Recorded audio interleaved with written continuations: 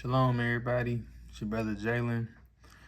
I've been doing some intense, deep studying lately, and the Most High been giving me some very, very profitable downloads that I didn't have when I was previously married. He actually gave me this part of it while I was married, but like the full scope of it after I got out of a bad and toxic marriage. Um, so I was reading in Genesis chapter 1 and 2. All right, Most High took me back to Genesis. And when I read in Genesis chapter 1 about how the Most High created everything from the beginning, and then you read in Genesis 2 how it goes on and talks about all of his creation, right? And then the functions that he has for each creation. What I realized in Genesis chapter 1 is that when you read about it, you find out that the Most High gives us a blueprint to creating things, right? He made us in his image, and that means we have divine power, right? It's not, just for show, or I'm not just saying that. We actually have something inside of us, like what you see in the movies, how they got superheroes and stuff like that. Can't none of us fly or nothing like that. But we really do have genuine divine power, and it's coded in our DNA. He created it in our DNA. Now, one of the most profitable, or one of the biggest forms of power that he gave us, was the ability to create. A few years back, one of my good friends, who the Most High has assigned as my destiny partner in building up in his kingdom and trying to prepare the Most High's people for what's coming, he told me something a long time ago. He said, creation is the closest thing that we'll get to divinity. And it took me a little while, it took me a few years actually to really understand what that meant. But it's a true statement though. Creation is the closest thing you get to being divine. Why? Because when you look at the very beginning of all of the world and creation, what is it about? Creation. It starts off with the Most High, literally creating everything from nothing, okay? And you find out that each of his creations, he breaks down day by day. He doesn't do everything all at one time. He does a little bit each day, goes back and refines it, calls it good. Goes to the next day, do a little bit, refine it, calls it good, and so forth and so forth. So when you look at the beauty and the full complexity that comes from how the Most High created the heavens and the earth and everything that's in it, you come to find out later on in scriptures that in Proverbs chapter 8 and chapter 9, wisdom is compared to a woman. All right. And when wisdom speaks in these two chapters, Proverbs chapter 8 and chapter 9, she tells us that she was with the Most High from the very beginning. When there was no heaven, there was no earth. Right. She literally was there side by side with the Most High, who is her husband. She is his wife. And she was building alongside him through the whole entire thing. Okay. So when you keep that in perspective, I was reading that, and then the Most High put it on me and made me think. I was like, wow, it's, some really, really beautiful creation, and the fact that he did it with his wife. Okay. And then you go into reading in Genesis chapter 2, how the Most High creates a wife, a rib specifically for Adam, right? That's the first human relationship that we actually read about. Not father and mother, or, son and daughter, you know what I'm saying? It's literally husband and wife. That's the first human relationship that we read about, and it has to be some type of significance behind it. That's the type of stuff I was sitting there asking myself, like, okay, what's the significance behind this, being a big thing? Like, what's the significance behind marriage? And then it got deeper in Genesis chapter 2, verses 9 through verse 14.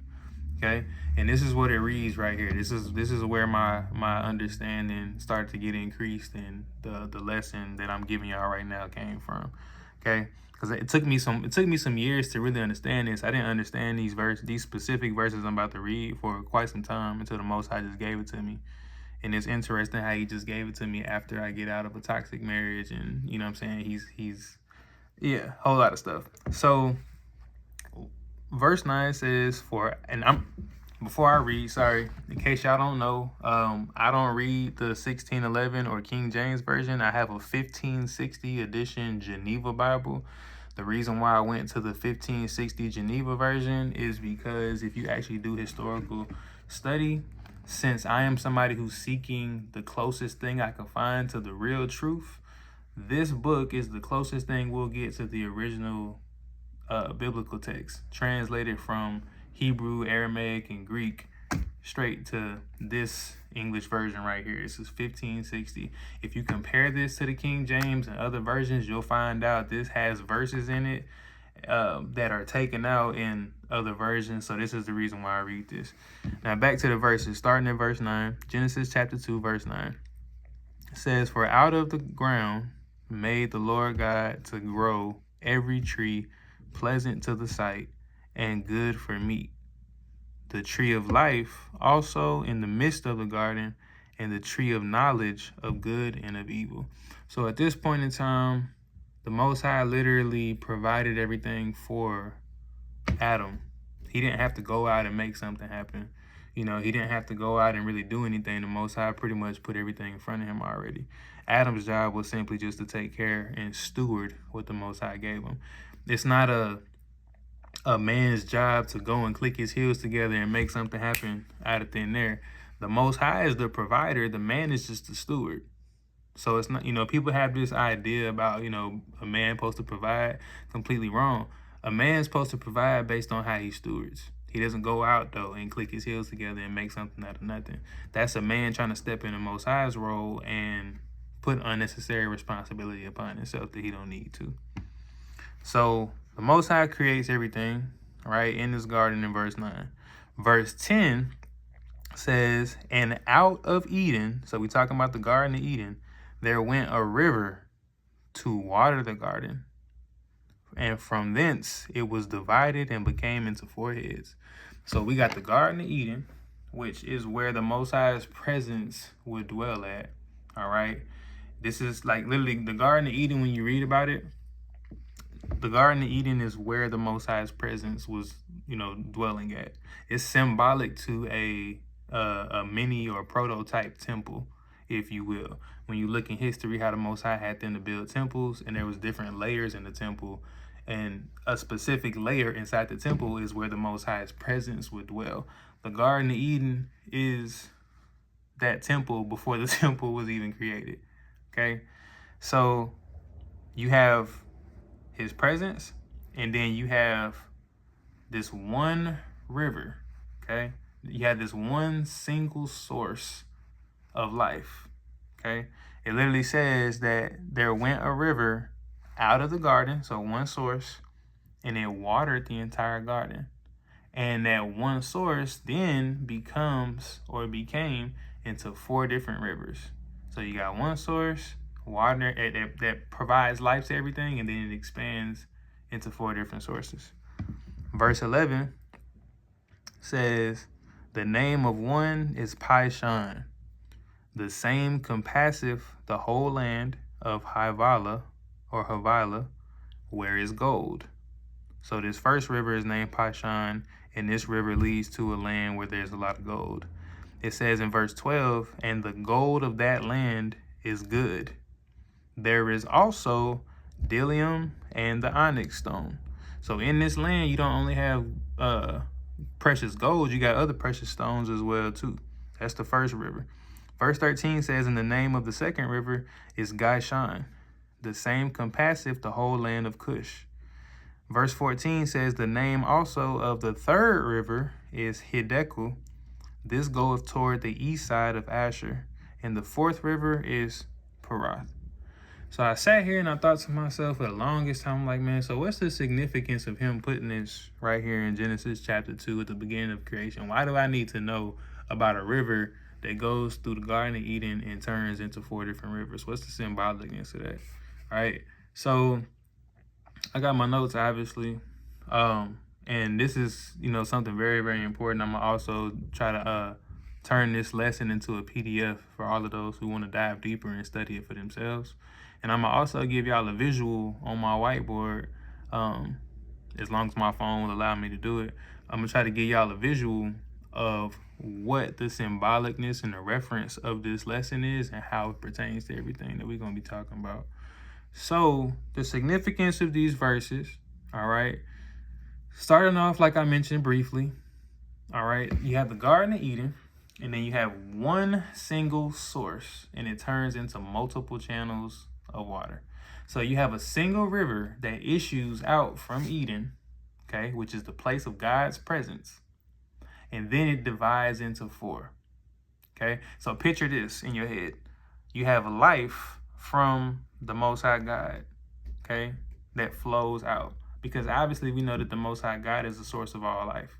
Without him, it's over with, right? In the book of Job, it literally mentions and gives you an example of what happens if you go outside and pluck, a plant from the ground and leave it detached from its source for long enough time. It'll look green for a moment, but then it's going to die off, you know what I'm saying? Because it's not connected to the source. So you got life that flows out from God, all right? And that life that flows out, it multiplies, which is this one single source multiplying, breaking into four heads, and it irrigates, right, the entire world. If y'all don't know what irrigate means, irrigate is the same as it waters, it's watering everything. And when you water crops, that's how you obviously grow it. So with this reference, you got to understand that in the context it's talking about and how we read about, he ends up, making a woman for the man. They become husband and wife. Marriage was literally designed at the beginning of creation in this same chapter to resemble the Garden of Eden and that one source of river becoming four rivers. Marriage was designed to resemble that, okay? So that means that you have the Most High, you have the covenant couple together under the Most High, whether, it's, husband and wife, or whether the man has more than one wife, right? You have the covenant marriages under the Most High.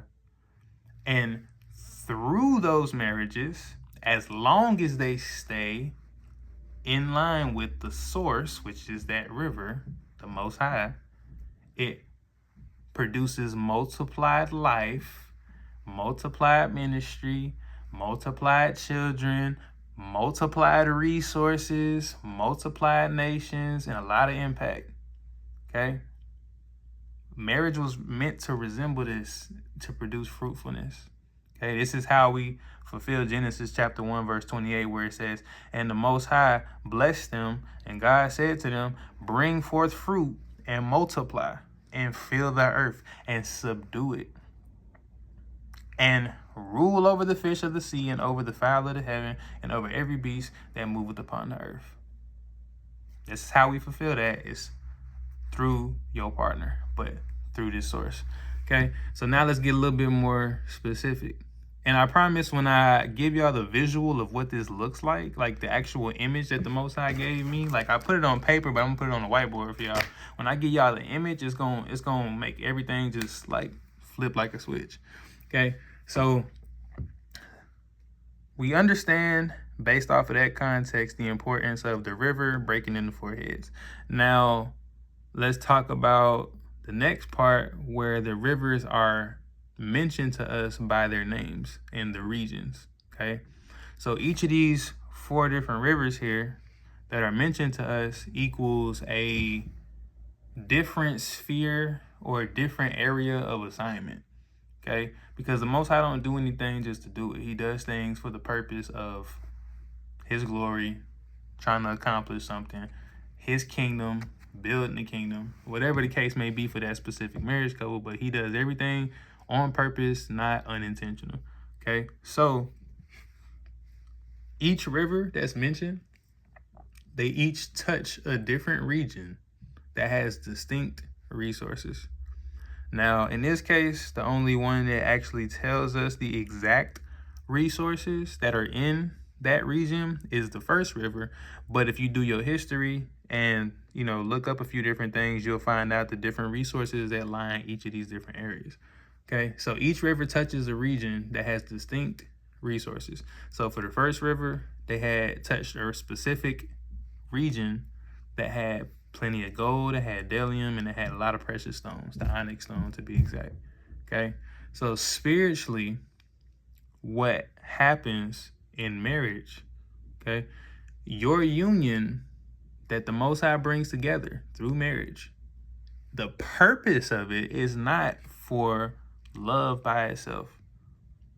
The purpose is because your union is going to be called by the Most High to steward different, distinct spheres of assignment and areas that the Most High brings to your life or sends you to. So whether that be finances, whether it be children, whether it be ministry, whether it be community, whether it be actual nations or different, different areas you go to, right? When a marital couple builds together in unity, grace flows from that marriage into multiple different territories. So imagine this, when you have a married couple who is ordained by the Most High, y'all covenant is through the Most High. He brought y'all together and y'all prioritize him. Y'all marriage is literally prioritized through him. He's that source of life, right? As long as y'all stay in that life, what happens in the marriage is that everything starts to flow and multiply and increase, which means that one source, which is y'all through the Most High, turns into 4 different rivers where it flows into different categories with distinct resources. So imagine what, the world would have looked like, or what the earth would have looked like if the Garden of Eden had stayed bottled up and, didn't break off into those 4 different rivers. You just had that one source and it was water in the garden. Because before it was 4 rivers, you just had the one river inside the garden. It just watered the garden. It wasn't until the Most High broke that one river into 4 different ones that it not only watered the garden, but it also hit the other different regions. It broke out and went to all the other, it was expanding, right? Going to other different regions. So imagine if that didn't happen, the earth would have still been dried up, would have been dead, all type of stuff, right? It would have been pretty crazy if you want to be real. So I kind of touched on this a little bit earlier about the actual resources itself. Or no, I didn't touch on this actually yet. But let's talk about the resources that it mentions in the first river. So it talks about how there's gold, right? And it says specifically in verse 12, it says the gold of that land is good, right? Why do we need to know this? What's the significance of the gold of that land being there and us knowing that the gold of the land is good? Well, gold being good resembles precious resources that the Most High created, that he embeds in creation, okay? But in order for you to get access to this, you have to extract it and steward it. So realistically, if you look at how gold is, discovered and pulled out of the earth and stuff like that, they have to go into certain areas and they have to extract it a certain type of way. And then they have to take what they've extracted and steward it a certain type of way to make sure it comes out the way it's supposed to come out, being real gold. So resemble that to marriage, right? Fruitful couples. Only the marriages that are considered fruitful, who actually follow this order, the way Garden of Eden was set up, if y'all actually follow this, right, those fruitful marriages, they begin to mine the Most High's deposits in one another. Okay, so because let's be real, the Most High created the man out of the earth. Precious resources come from out of the earth. So symbolically, since we all come from the earth and precious resources come out of the earth, then if y'all are a fruitful couple, like how you're supposed to be in the Garden of Eden, then y'all begin to mine and extract those resources from each other, right?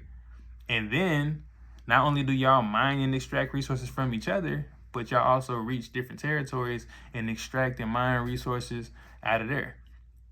But idle marriages, marriages that ain't being fruitful, marriages that just get married together, wake up, clean the house, go to work, come home, that's it. Rinse and repeat. Don't actually try to build nothing, right? Then y'all are leaving kingdom wealth buried. And I'm not talking about just wealth in the sense of like finances. Wealth is a plethora of different things. Okay, I'm not even gonna sit here and go into with y'all. I'm gonna encourage y'all to go and do some research on what it actually means to be wealthy. What are the different levels of wealth? Okay, and what it all comes with.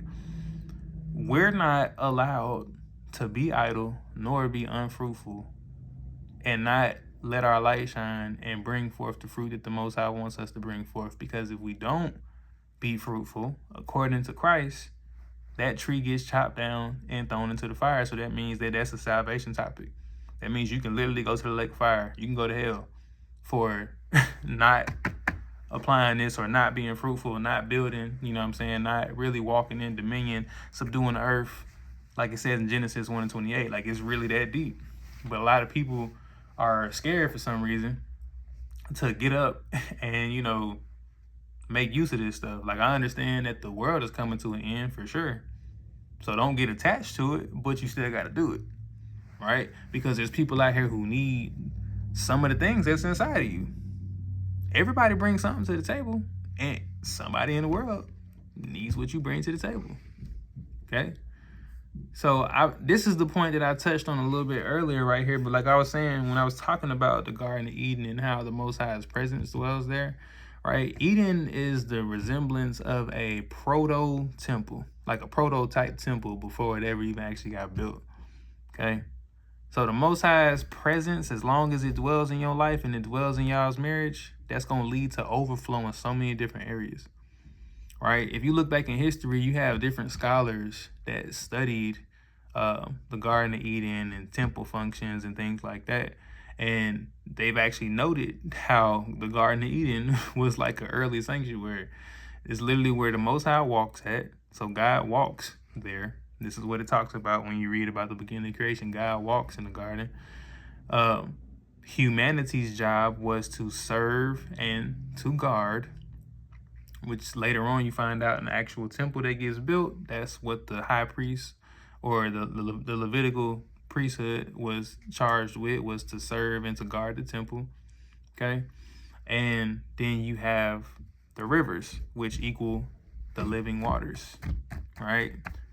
Which later on you find out in Ezekiel, there's different imagery that pops up as you read about it, and also in Revelation as well. So taking that information and applying it to marriage serves as a little temple. This is something that I learned when I was still married. I remember I woke up one night and something just the Most High dropped on my mind. So people hear the words all the time, your body is a temple, but they only think that when, you know, you hear that it's a physical thing, like, okay, yeah, I'm supposed to work out. Yes, physically you're supposed to work out, but your body is more than just your physical body. According to the creation of everything, your marriage resembles your body because the woman was taken from your rib. So y'all being one flesh means that y'all are one vessel, okay? So taking care of your temple, and it says in Ephesians chapter 5 that a man's supposed to love his wife like he loves himself. If you don't take care of your physical temple, it's going to be hard for you to take care of your actual marriage temple and your physical dwelling place temple, your spiritual temple, the different temple areas, because you don't understand what it takes to actually build and nurture your temples, right? So when man and woman come together and they host the Most High's presence in a covenant, keep in mind, you got to host his, like, you got to actually maintain his presence there and be really one with the Most High. And y'all going to end up being one flesh. But when y'all do that, living water begins to flow out of y'all. And not only does it flow out of y'all, but what does water do to the ground and crops? It gives life. When you give life, that means you're out here healing. So what y'all do, y'all overflow and heal other people who need it. But when y'all are divided, then it doesn't heal anybody. It simply just causes a dam, right? You know what a dam does to water? It stops the water from flowing. Okay? In the book of Sirach or Ecclesiasticus in the Apocrypha, it talks about how when one person builds and the other person tears down, what profit do you actually get from that? You don't get any profit other than labor. Just work for nothing, basically.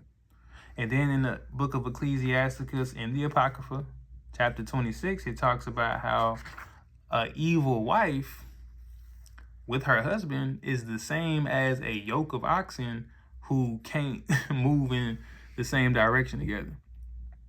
Y'all should Google what a yoke of oxen looks like, what the actual image looks like, and you'll see what marriage is compared to. When y'all become yoked together, I wish I can. I'll probably even show y'all an image if I can.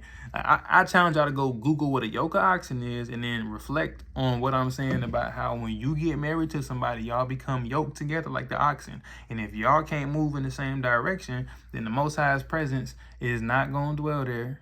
And then the flowing living waters is supposed to come out. That one source that started in the Garden of Eden that's supposed to become the 4 rivers is going to get shut up like a dam does. And then y'all ain't going, for one, y'all ain't going to be as fruitful as you're supposed to be. Number 2, if it doesn't get fixed before Christ come back, then that's a salvation topic. That's a salvation issue, literally. Unity is what releases what the Most High put in y'all, the precious resources that you're supposed to mine and extract. It releases these things, okay? So, on to the next topic pertaining to the Garden of Eden and marriage, because that's the whole point of all of this. Get back to my page here. So we find out in verse 18, it says, also, Genesis chapter 2, verse 18, also the Lord God said, it is not good that the man should be himself alone. I will make him a help, meet for him. The word meet means good, so I'm going to make a helper that's good for him. That's basically what he was saying. Not a help meet, but a helper that's good for him. Okay? So when the Most High says not good, that it's not good for a man to be alone, you got to remember from Genesis chapter 1 all the way up to that verse, the Most High, he called everything good up until that point. But all of a sudden, when you get to this point where the man's by himself and the woman isn't created yet, all of a sudden it is not good that the man should be alone. Why is it not good for a man to be alone in this world? Because for 3 reasons. Number 1, the creation mandate that the Most High put in place. Okay? The mandate was Genesis chapter 1, verse 28. He says, bring forth fruit, multiply, fill the earth, and subdue it. Right? Rule over the fish of the sea, over the fowl of the heaven, over every beast that moveth upon the earth.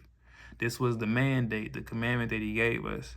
That cannot be fulfilled alone by a man by himself. How can a man possibly multiply in the essence of repopulating if he ain't got a woman? And a man can only multiply so much when it comes to resources and stuff like that by himself. You can only go so far by yourself. You figure that out when you read Genesis, I believe, chapter 11 about the Tower of Babel. The Most High literally said there's nothing, absolutely nothing that you cannot do when y'all work together in unison. Okay? So that's the first reason why it wasn't good for man to be alone. Number 2, the garden assignment that the Most High gave Adam, which was in verse 15. He said, then the Lord God took the man and put him into the Garden of Eden that he might dress it and keep it. So this garden assignment, if y'all ever seen what actually comes with taking care of a homestead or a garden, then you must understand how big Eden probably was. Okay, it wasn't no small little backyard garden. You gotta understand how big Eden probably was and what all comes with it. That type of assignment, man, it requires you to have partnership. Okay, not something you can really do alone. Expansion takes labor. It also takes discernment. And it also takes being diplomatic or relational fruitfulness. Okay? In this case, talking about marriage. The third reason why it wasn't good for man to be alone is because the Most High's image is actually expressed in relational plurality. This is where you find out in Genesis chapter 1, verse 26, the first verse or the first part of the verse where he says, and the Most High said, let us make man in our image. He didn't say, let me make man in my image. Let us make man in our image. So it obviously indicates that plurality resembles the Most High's image. He was surrounded by more than one individual in his vicinity. Okay? So a solitary steward that the Most High created isn't a proper representation of the relational nature of the Most High God. This is why people naturally, by nature, have the design or the desire and craving to have community.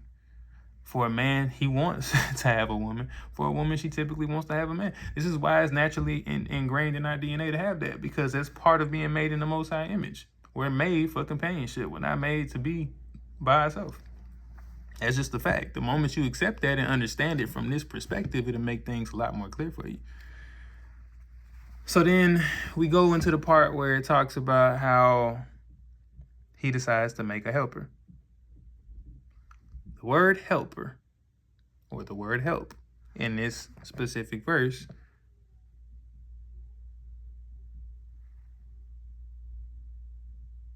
I'm sorry, give me a sec.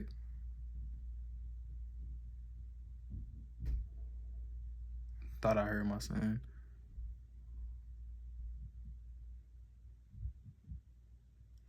So the word helper, in this case, in the Strong's Concordance, is the word ezer. Ezer means help, to helper, or to be a helper. It doesn't mean assistant. It doesn't mean to be a subordinate, right? In the Old Testament, this word typically describes that the Most High as Israel's help, right? He's a helper. He's not a subordinate to Israel, right? It's a word that conveys strength, that, strength that rescues or strength that makes things possible, okay? So from the salvation angle, because the word ezer, or because this language is used in resemblance or explanation to describe the Most High's saving help that he provides, in order for you, or if you decide to reject the helper that the Most High provides, or if you as the woman decide to refuse to be the helper that you were created to be, then that's the same as resisting part of the Most High's saving design, salvation design. A man who will not receive, cultivate, and honor the helper that the Most High God made for him simply is resisting the divine provision that the Most High established. And a woman who withholds her God-given strength frustrates the outworking of salvation in the household and its mission to others. Because marriage is not just about y'all, and it ain't just about love. It's a mission. It's a purpose. There's an assignment attached to everybody's life and every union that you get attached to, whether it's a friendship, whether it's a marriage. There's an assignment with everything, literally. So let's move to the next point. And we're pretty much almost done. It's not really, a long lesson, but I know when I give y'all this image of this, is going to make everything so clear. So it says that in verse 19, I'm going to point something out here. Verse 19, it says, so the Lord God formed of the earth every beast of the field. Keep in mind, he said he formed. That word formed, he formed, which in the Strong's Concordance means he fashioned. It's like going and grabbing clay out of mud and you fashion some type of pottery vessel, right? You're not really putting too much work into it. You just kind of molding it. That's all you're doing, right? He formed every beast of the field. But if we jump down, to verse 22, after he takes the rib from the man, it says the rib which the Lord God had taken from the man made he a woman. So he formed the beast of the field, but he made a woman. To make, or made in the Strong's Concordance in the Hebrew text, when you look into what that word means in this specific verse, it means that he built a woman. So he molded and fashioned the beast, but he built a woman. To build something means that you put some real architectural design behind that. Okay? So it doesn't say that he formed her, he built her. Okay? The same type of building that it takes to build, altars, to build houses, to build cities, to build temples. The woman is architecturally intentional by the Most High. It's basically like a designed divine extension to the house, if you will. The Most High put some of his best work into that. Like he constructed some of his best expansion when he built the woman. Same way he did when he built the man. He didn't form the man, he built the man. Verse 7 says he made the man of the dust. Verse 22 says he made the woman. In verse 19 it says he formed the beast of the field. Okay? Now another key thing in resemblance to how it's important that you guys walk in unison so y'all can turn into that, from that one river to the four rivers and expand in God's presence, is understanding the fact that he decided to make the woman from the rib cage. So I had a question I had asked the Most High the other day. I was praying to him. I was just like, man, out of everything that you could have made her from, why did you choose the rib? Why didn't you choose dirt? Why didn't you choose a rock? Why didn't you choose anything else? Right? So when you look at what the word rib means in the Hebrew text in the Strong Concordance, rib, another definition of it means side. So on the side, not the front, not the back, not under, not above, side.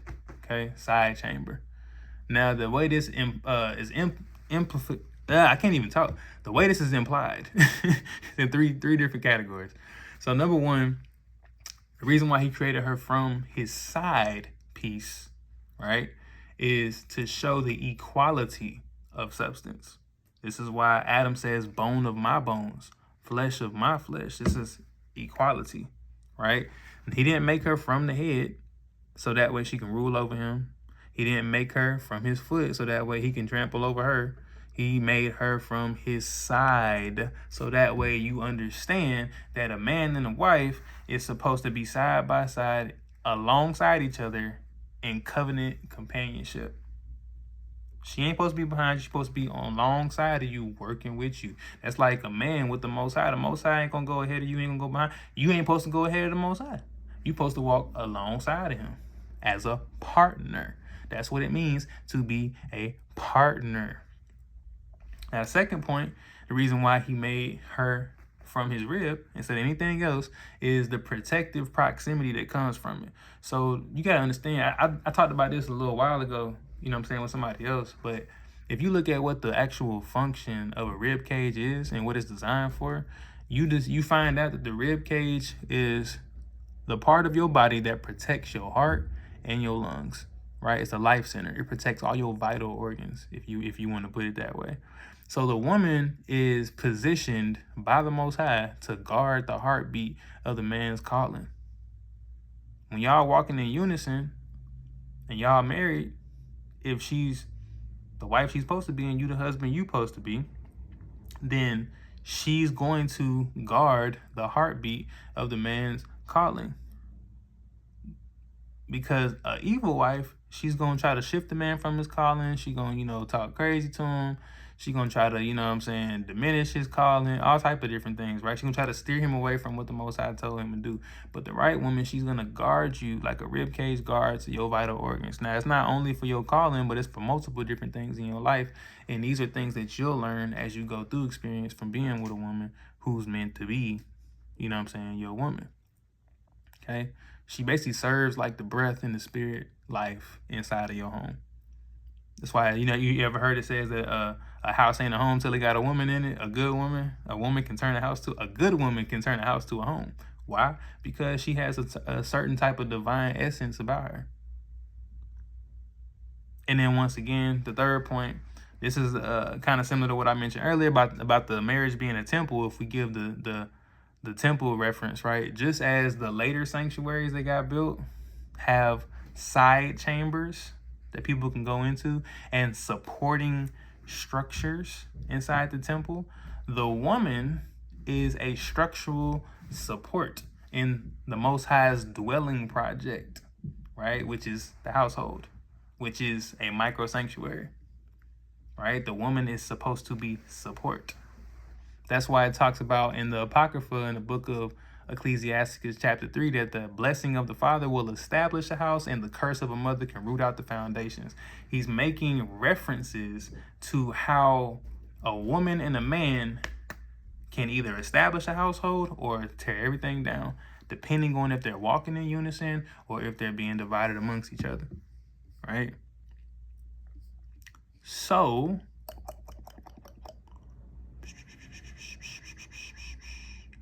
okay, and then my last point I'll go ahead and make is to touch on the fact of what I mentioned a little earlier about how this is a salvation topic. A lot of people probably don't really understand that this really is a very important lesson for people to get and understand, right? This is a salvation topic for a few different reasons. When we read in scriptures, when Christ came to walk in the flesh, he told us multiple different things, but a few really key important ones here. That number one, like it says in Matthew chapter 7 and Luke chapter 13, unfruitful trees are going to be cut down. And once again, when I show y'all the image of what I'm talking about, like when I draw this image of the Garden of Eden and how the river turned into four rivers makes sense, you'll understand how it's resembling like a tree. Okay? But how unfruitful trees are going to be cut down. If the marriage is unfruitful and the Most High doesn't show y'all mercy, then that's grounds for lake of fire. Okay?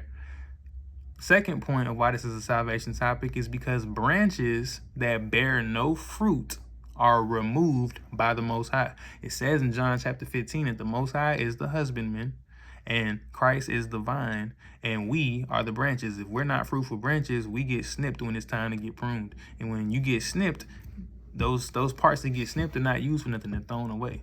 And usually the ones you snipping are the ones that ain't got no fruit on them. I started off homesteading like 3 years ago, right? And that's what I did. I had some fruit trees. When you go and prune them, you get rid of the ones that don't got no fruit on it. Sometimes you'll get rid of the ones that got fruit to bring more fruit, but the ones that don't got no fruit, you get rid of those immediately, right? So that way the ones who do have fruit, you flow more resources into them because they're being good stewards of what, the resources you already pouring into them. The third reason why this is a salvation topic is because, like it says in Matthew chapter 25, Christ gave us an example of a parable of talents, being a good steward of things, right? So if you're not doing nothing with your marriage, then that means what? That means you're being the servant that's burying your talent. And if you bury your talent, what did the Lord over the servant say? He said, you are a wicked and slothful, wicked and evil servant. You supposed to at least give my money to the bankers or something so I can get something. Shoot, it would have been better for you to at least try to do something and to mess up than for you to not do nothing at all and just stay idle. Because if you're not growing, you're dying. That's what it comes down to.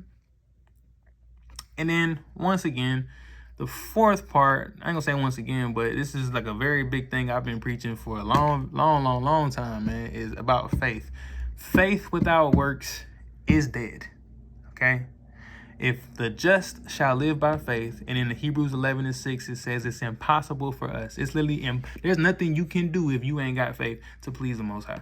It's impossible. It's not going to happen if you don't got faith in order for you to please the Most High. You can only please him when you have faith, but that faith means absolutely nothing, and it has no life in it if you don't put no works behind it. Right? This is why this is a salvation topic. Marriage is a stewardship trust fund account, if you want to put it that way, or a stewardship treasury, if you want to look at it like that. right? The Most High God will invest image bearers. He will invest gifts. He'll give you assignments. He'll give you different territories. He'll give you authority. He'll give you power. He'll give you this. He'll give you that, right?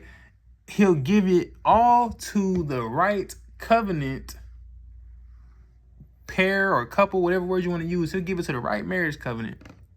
So that way they can multiply, and if they will multiply life, they'll multiply righteousness, they'll multiply kingdom impact, because the world we live in, the earth, yeah, it may be governed by evil people right now, but guess what? There's only one earth. There's only one earth right now until the kingdom of heaven comes and the new earth is established. And in this kingdom, you have one kingdom versus another kingdom. The devil, he be prospering all of his children. The Most High prospers his children as well too, but a lot of the times the Most High's children are not as wise or crafty as the devil's children. Just gonna call it what it is. Christ himself literally said out of his own mouth that the children of this world, meaning the devil's children, are wiser in their generation than the children of light. Who the children of light? The Most High's children. Why are they wiser than the children of light?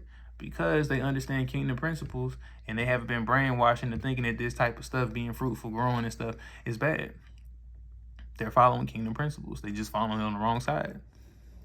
So the Most High invests all these different things into the right couple, but persistent refusal by these couples, whether it be your refusal because you're being fearful, whether you're being lazy, whether you're just being rebellious, whether you're being selfish, whatever the case is, if you're simply refusing, being persistent at it, to build together, if you're refusing to build together, that is the same on a spiritual level as burying the talent or producing no fruit whatsoever, right?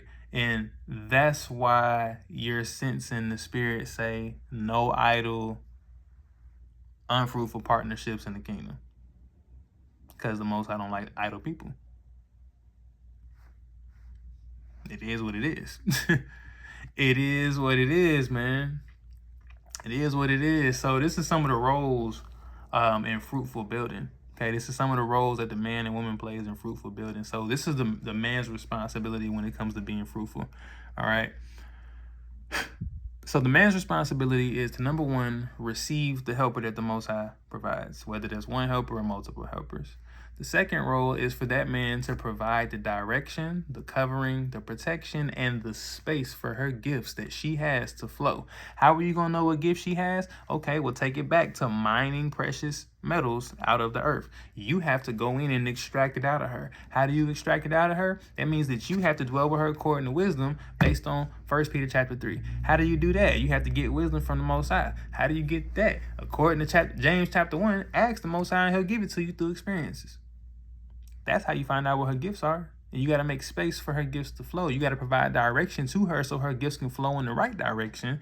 Give her covering so that way nothing comes and sabotages those gifts, and protect her so nothing comes and sabotages her. The third responsibility of a man is to put the work in and to guard.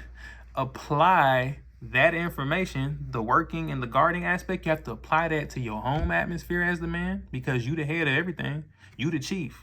You the big dog. Everything goes through you. Nothing can happen unless you as the man allow for it to happen. That's the order the Most High set up to be. You have you got the Most High Christ, the man is the head, the woman, then the children. That's the order the Most High set it up to be. So you as the man have to work and guard the home atmosphere, the doctrine that y'all studying, right? You control the spiritual atmosphere in which y'all believing in and how y'all follow the Most High's word. You as the man control the overflow of the finances, the direction of the finances, how it's supposed to go, right? You don't go in there and rule with an iron fist and say, oh, this is what we're going to do. Obviously, you as the man have the final say so. And if your woman is truly a woman of God, she's going to be submitted to you anyway and follow your direction because she fears the Most High, she respects the Most High, she trusts you. So what you say is what goes, right? You as the man are supposed to work and guard the children and the moral borders that y'all have in y'all home, right? The character traits that y'all have, who y'all have around. There's a lot that comes with being a man. And I have to do a whole separate lesson on that by itself. right? And one of the final things, or one of the key things that you as a man are going to be responsible for is, like I mentioned briefly, draw out the gold, draw out the bdellium, draw out the onyx in your woman. And you have to do it through wisdom. That's the only way you can do it, right? You have to pull it out of her, find out her identity, help her find her identity, and steward the God-given wealth that's already deposited inside of her divine being and creation, the same way the Most High already divinely created you and put stuff inside of you that you had to pull out over time. You can't pull it out of a woman until you pull it out yourself first. Same way you can't lead nobody to freedom if you ain't free yourself. You can't take nobody where you ain't gone. That's a man's responsibility when it comes to this, right? Recreating the Garden of Eden in this life. The woman's responsibility, bring Ezer strength, or bring helper strength, right? Do what a helper is supposed to do as a woman. That means you're supposed to provide insight to your head.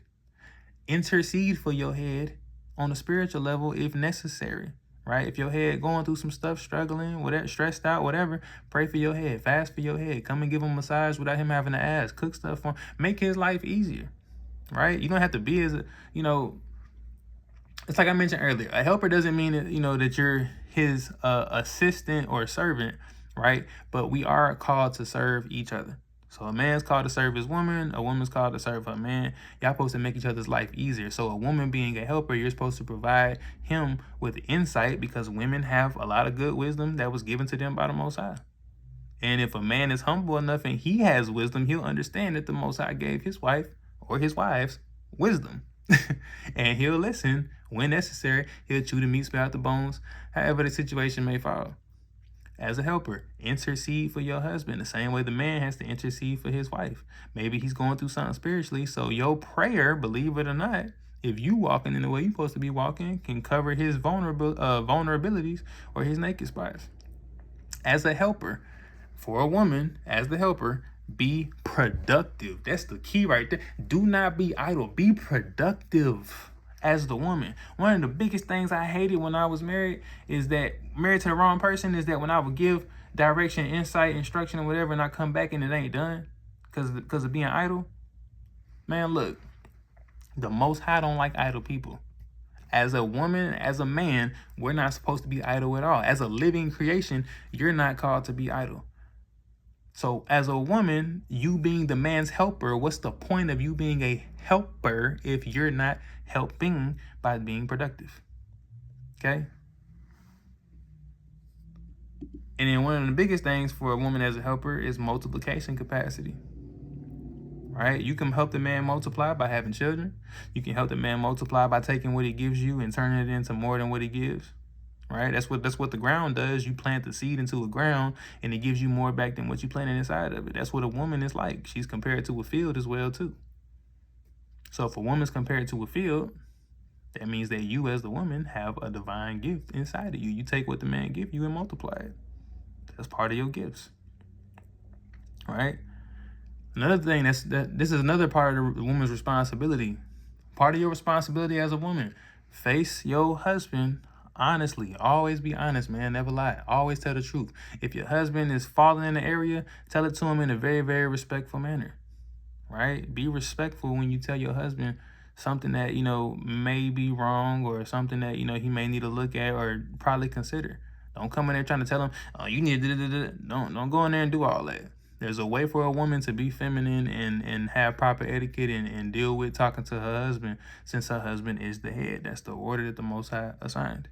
Right? And if you do correct your husband on something, like I said, correct him in love, not pride, not rebellion, not trying to usurp authority, but in love. And the way you'll know how to correct in love is if the person you married to or the man you talking to knows how to correct you in love, because a marriage is like a mirror. Y'all are going to resemble each other. Plain and simple. Y'all will resemble each other. That's just how it happens. Okay?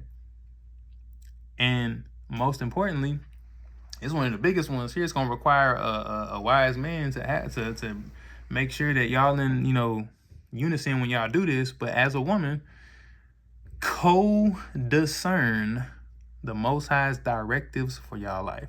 So if the Most High tells you as a woman something that can help y'all family, or the Most High tell the man something that can help y'all family, the wise thing to do as helper is for y'all to both co-discern it together.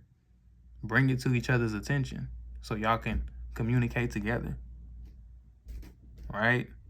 It's always good to get another perspective on something and not only always taking your own perspective, because I've done that in the past. I take my own perspective sometimes, and then you mess around and make the wrong choice when you could have just got somebody's opinion, specifically your spouse, and then you make a better choice because the Most High gives both of y'all wisdom, right?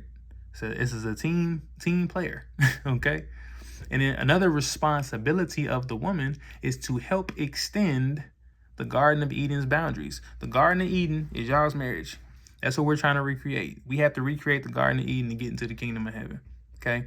So to recreate this garden, y'all need to have boundaries so can't nobody just come inside y'all garden, or can't nothing just come, or can't anything just, come inside of y'all garden when it wants to. So that means y'all have to, children, as far as, discipline goes, right?